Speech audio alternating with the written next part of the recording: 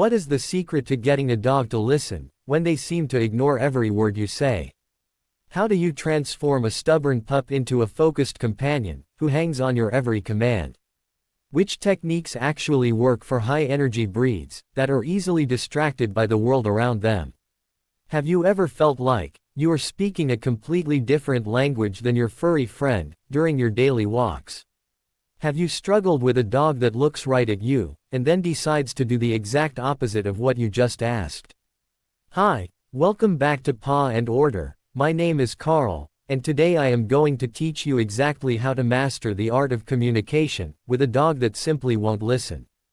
Training a difficult dog requires a mix of extreme patience, the right rewards, and a clear understanding of how their minds process information. We are going to break this down into simple steps that anyone can follow at home, without needing expensive equipment or professional trainers.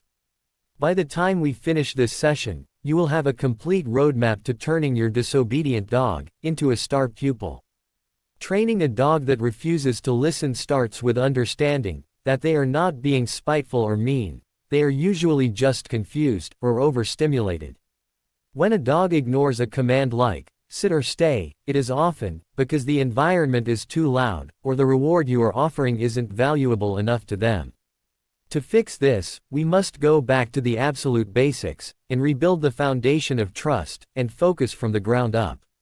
You need to ensure that your dog sees you as the most interesting thing in the room at all times.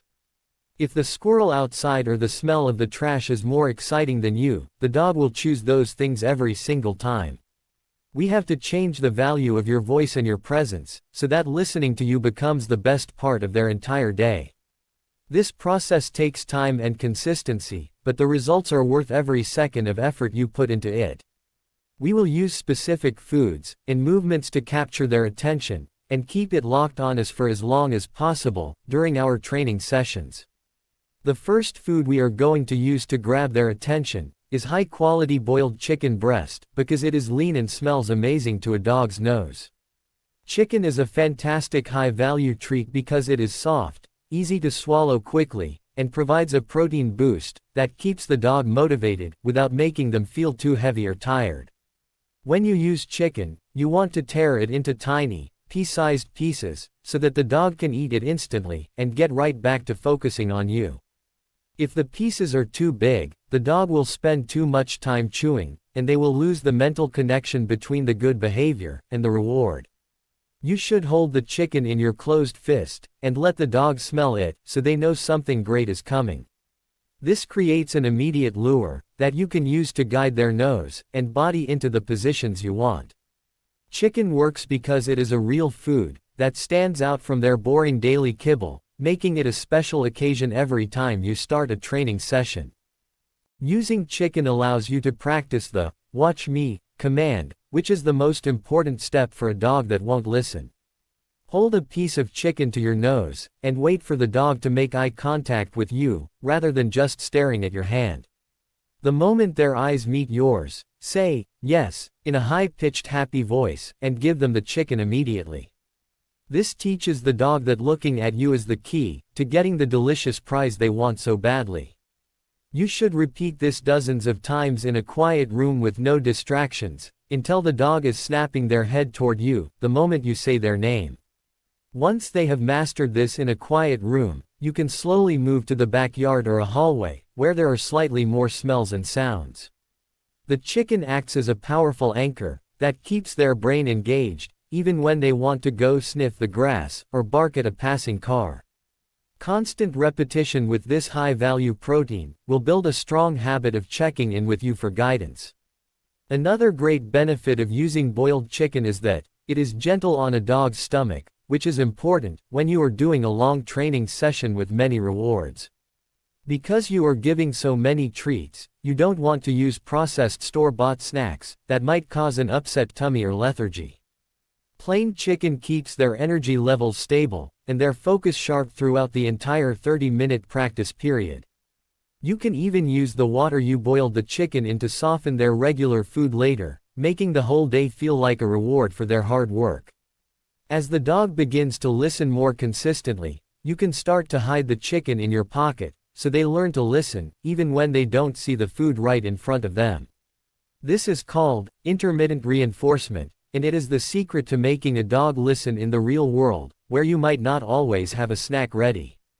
The goal is to make the dog think that you might have chicken at any moment, so they better stay alert and ready to follow orders. The second food we are going to introduce into our training routine is small cubes of mild cheddar cheese, because the strong scent is impossible for a dog to ignore. Cheese is what many trainers call a jackpot treat, because it has a high fat content and a very distinct flavor that really excites the canine brain. Just like the chicken, you must cut the cheese into very small cubes to prevent the dog from getting too many calories or getting distracted by chewing. Cheese is particularly useful when you are working on the recall command, which is getting your dog to come to you when called. Most dogs fail to come when called because they are busy investigating something else, but the smell of cheese is often strong enough to break that trance. When you call your dog's name and they turn toward you, show them the cheese, and move backward quickly to encourage them to chase you. When they reach you, give them several small pieces of cheese in a row, to make it feel like they want a massive prize for coming back. Cheese works perfectly for training in outdoor environments, where there are many competing smells like other dogs, dirt, or flowers. Because cheese has such a pungent aroma, it cuts through the environmental distractions, and reminds the dog that the best thing is happening right next to their owner.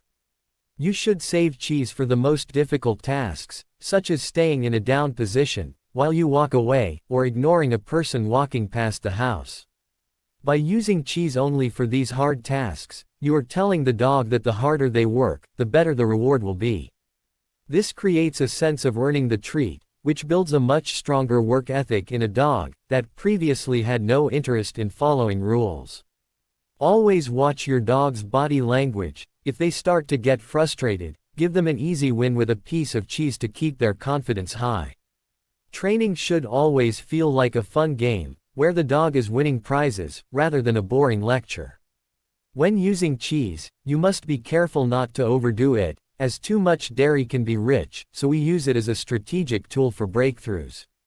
If your dog has been struggling with a specific command for weeks, introducing cheese can often provide the aha moment, where they finally understand what you want.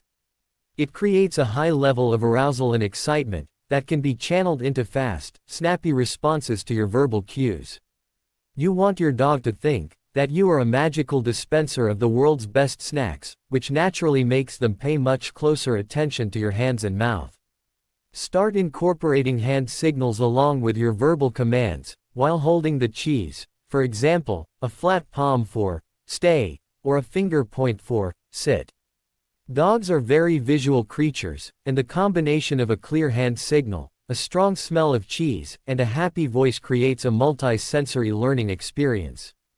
This triple threat approach is the fastest way to break through the mental fog of a dog that has spent years ignoring their human.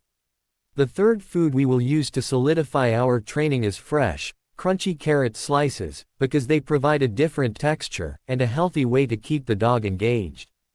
Carrots are wonderful because they are low in calories and high in fiber, making them the perfect filler treat for a long training session. The loud crunch sound when they bite into a carrot is very satisfying for a dog and acts as a secondary reward that keeps them interested in the activity. While carrots aren't as stinky as cheese or chicken, many dogs love the sweetness and the crispness, which makes them a great medium-value treat. You can use carrots for the repetitive parts of training, like practicing the heel command during a long walk in the hallway. Keeping a pocket full of carrot chips allows you to reward the dog every few steps for staying by your side, without worrying about them gaining weight. It is a simple, natural, and very affordable way to maintain a high volume of rewards throughout your daily practice. Carrots are also very helpful for dogs that are mouthy, or like to chew on things they shouldn't, as the crunching action provides a constructive outlet for that energy. During your training, if the dog starts to get distracted and wants to chew on their leash or your shoes, offering a carrot slice can redirect that urge toward a positive behavior. You are essentially saying, "Don't chew that, do this command, and you can chew this delicious carrot instead." This redirection is a key part of training a dog that doesn't listen, as it replaces a bad habit with a good one, rather than just punishing the dog.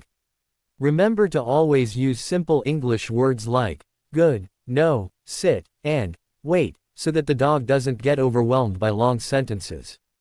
The goal is to keep the communication as clear and basic as possible, so there is no room for misunderstanding. Using carrots as a frequent reward for small wins keeps the momentum of the session moving forward, without any breaks in focus. As you progress through your session using carrots, you will notice that your dog becomes more tuned into your movements, and less concerned with the room around them. This is because you have established a rhythm of work and reward that the dog can easily understand and predict. A dog that won't listen is usually a dog that finds their environment unpredictable, so creating this structure is very comforting for them. You can toss a carrot slice a few feet away, and have the dog wait before they are allowed to go get it, which builds incredible impulse control. Impulse control is the muscle that allows a dog to stop themselves from chasing a cat or running out an open door. By using a healthy snack like carrots to practice these waiting games, you are teaching the dog how to use their brain to earn what they want. It is a simple step, but it is the foundation of a well-behaved pet that respects your boundaries and listens the first time. Now that we have our three powerful food tools, chicken, cheese, and carrots, we can combine them into a variable reward system to keep the dog guessing. If the dog never knows if they are going to get a piece of plain carrot or a jackpot of cheddar cheese, they will stay much more focused because the stakes are higher. This is the same logic that makes people enjoy playing games of chance. The uncertainty of the reward makes the activity much more addictive. You should mix these treats in a pouch and pull them out randomly as you work through sit, stay, come, and heel exercises. This variety ensures that the dog's brain stays on and searching for clues about how to get the next treat. A dog that is actively thinking and problem solving is a dog that is listening to you with every ounce of their being. This is the unique approach we take here at Paw and Order, making the training a high-stakes, high-reward game that the dog truly wants to play. Consistency is the final piece of the puzzle when you are dealing with a dog that has a history of ignoring you. You must set aside this 30 minutes every single day to work through these steps, or the dog will quickly revert back to their old ways. Dogs crave routine, and when they know that training time means Carl is going to give them chicken, cheese, and carrots, they will start waiting by the door for you to begin. Use simple English and stay calm. If you get frustrated or start shouting, the dog will shut down and stop learning. Your voice should be a source of information and praise, not a source of fear or confusion for the animal. If the dog makes a mistake, simply ignore it and start the representative over again, without giving a treat. They will soon realize that the only way to get the food is to perform the action exactly as you requested, which puts the power of learning in their hands. As we reach the end of our session, you should see a visible change in your dog's posture and how often they look at your face for direction. They should be slightly tired from the mental exercise, which is a sign of a very successful training block. Mental stimulation is just as exhausting for a dog as a long run, and it is much more effective at stopping bad behaviors like barking or chewing. Finish the session with a jackpot of whatever food you have left, and plenty of physical affection like belly rubs or ear scratches.